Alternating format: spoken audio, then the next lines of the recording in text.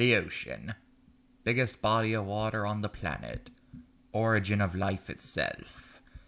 Everyone is basically aware of the ocean at this point and the many creatures that inhabit it. However, many of the well-known creatures live in the areas of the ocean that most humans can observe, aka the sunlight zone. But the deeper down you go, the darker it gets. And the darker it gets, the stranger the creatures you will encounter will see. I am your host, Mr.G, and this is the Lair Below the Sunlight Zone. I wish there was a good name for it. Oh well. In this video, we will be discussing strange animals, ones that almost look alien in nature, but I assure you, they are very, very real. Let's start with the viperfish. It got its name from the fact that it has needle-like teeth, just like a viper, and its long, slender body also probably helped. These guys are one of the many, many creatures of the deep that uses a lure to attract prey. They'll hang out a light bulb-like structure over themselves, which attracts prey, thinking they found prey. But in actuality, the fish thinking it has found a meal becomes the meal. Now we look at the Gulper Reel. The Gulper Reel is a similar hunting style to the viperfish. It'll hang out a light waiting for smaller things to come by. But unlike the viperfish, this guy doesn't have any teeth. Instead, it'll swallow its prey whole. Hence the name Gulper Reel. These things with their wide mouths are capable of eating giant proportions of things even bigger than their entire body. They have very elastic stomachs. Next, the Fangtooth, one of the ugliest looking fish. These guys don't have fancy lures. They have to swim around in the dark and look for food the old-fashioned way.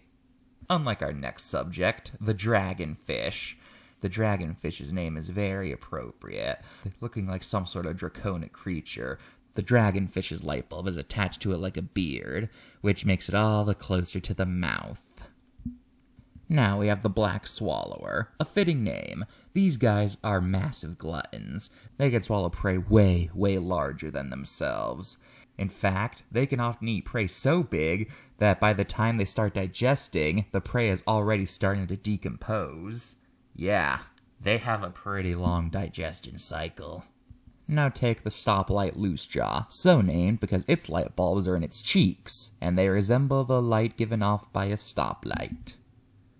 And yes, their jaws are pretty loosely connected. Now we got the deep-sea lizardfish. Not to be confused with the shallow water relatives, these creatures are well adapted to life in the deep sea. They have eyes that can borderline see in the dark, thanks to the fact that they absorb even the tiniest bit of light, allowing them to see prey better. Finally, we have the tripod fish. Unlike these other fish, these fish aren't too scary, but they are indeed weird. You see, the tripod fish doesn't really swim. Instead, it has 3 large fins underneath its body that connect to the ground like a tripod, hence its name. And these fish will walk across the ocean floor. Yeah. All of these fish are basically stuck in the abyss. If they ever go up to the surface, then they would end up getting depressurized, and they would basically become gelatinous. They are so adapted to life in high-pressure environments that they simply cannot live in low-pressure ones. But now, let's look at the cards that represent them. And quite frankly, these are all pretty good cards. They are appropriately eerie, reflecting the spooky nature of life beneath the sunlight zone. And quite frankly, I do not really have any comments about them. They are all pretty good, and they all get 10 out of 10s. Now, you may have noticed that I missed out probably the most famous abyssal fish of them all, but trust me, I have enough to say about them. So, I've been your host, Mr.G, and this has been the Zone Beneath the Sunlight Zone. Hey, Mr.G, why are you gray?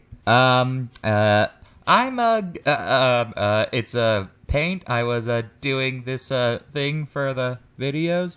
What are you doing, and how's my sister been? She's kind of becoming a pain. First thing me and Eric did was decided to clean her up of all the gunk on her. Then we showed her a bunch of movies, and she was happy for a while. Then we showed her Titanic, and I want to go on a boat.